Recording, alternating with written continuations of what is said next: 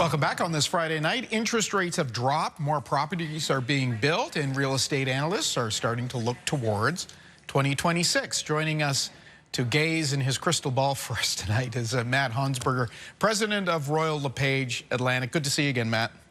Thank you, Todd. It's a pleasure. I know this is the time of year that typically people are thinking about other things, maybe not real estate. Things slow down a bit. Has that been the case this year?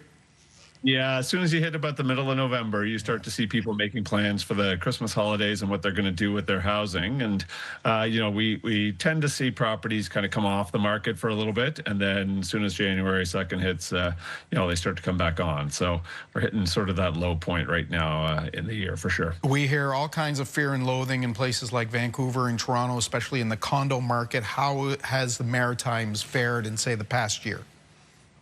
Well, this is one of the challenges you have when you're talking about real estate in Canada, is that the whole country gets painted with the brush of Toronto and Vancouver, and really BC and Ontario, the last sort of CREA numbers we looked at, were the only markets that had seen price drops year to date. So that's going back a month or so now. But the rest of the provinces in the country have actually seen very slight appreciation.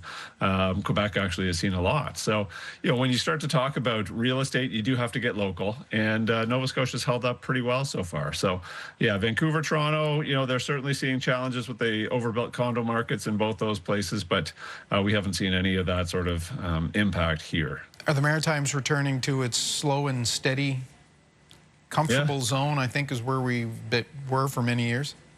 Everywhere but St. John, New Brunswick. St. John, New Brunswick still has a real lack of inventory, and we're still seeing multiple offers there. Properties going way over market, and hard time for new first-time home buyers to get into the market in St. John.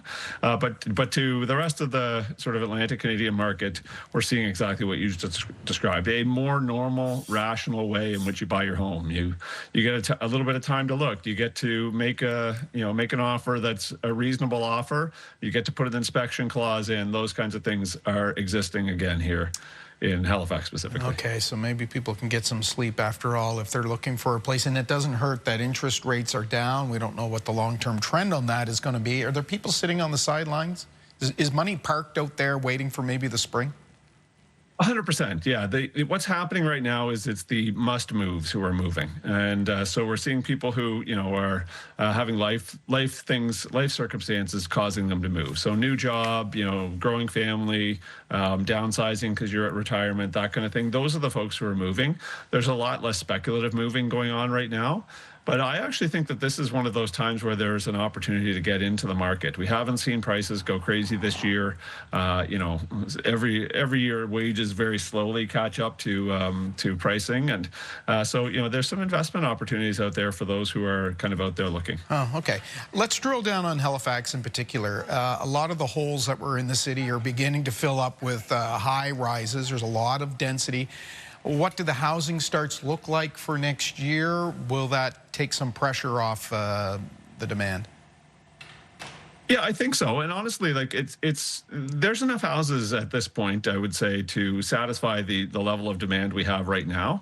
If you look into the crystal ball, into the future, though, there's a lot of new Canadians and a lot of new Nova Scotians that have moved here over the last 5 years who are currently renting, and those people are going to want to own homes. And so I think that's where the demand question is going to come in. A lot of the holes as you drive around the peninsula are rental-built properties.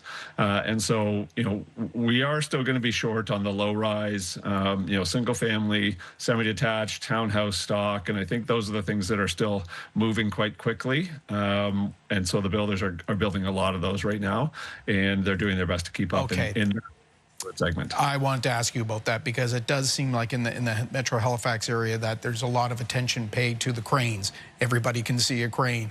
It's those townhouses. People want a front door, don't they? They do. Is when you get into ownership, but we don't have nearly the uptick that Toronto, Vancouver, some of the bigger centers have for condos. We have a couple of condo projects on the go right now that have done fairly well, I would say. But you drive through Toronto and people are excited to be moving into the apartment style condos. That's just not what the demand seems to be for here in Atlantic Canada right now as much. We see a lot of low rise stuff that's getting snapped up, and so it's the things that are like like there's a big development going on in Dartmouth right now where there's all kinds of, semi-detached townhomes, single-family homes that are at a reasonable price. Those are the ones getting snapped up, and in parts of the city like Timberley and those kinds of areas, you're seeing a single-family resale happen at a reasonable number, and those are the kinds of places where people are still looking to do transactions fairly. And affordable housing, obviously, is still very much an issue. Matt Hunsberger, thank you very much. Royal LePage, we'll talk to you in the new year and see how things are shaping up. Always happy to help. Thank you. All right. We'll take a break. We'll be back with more of your Friday show after this.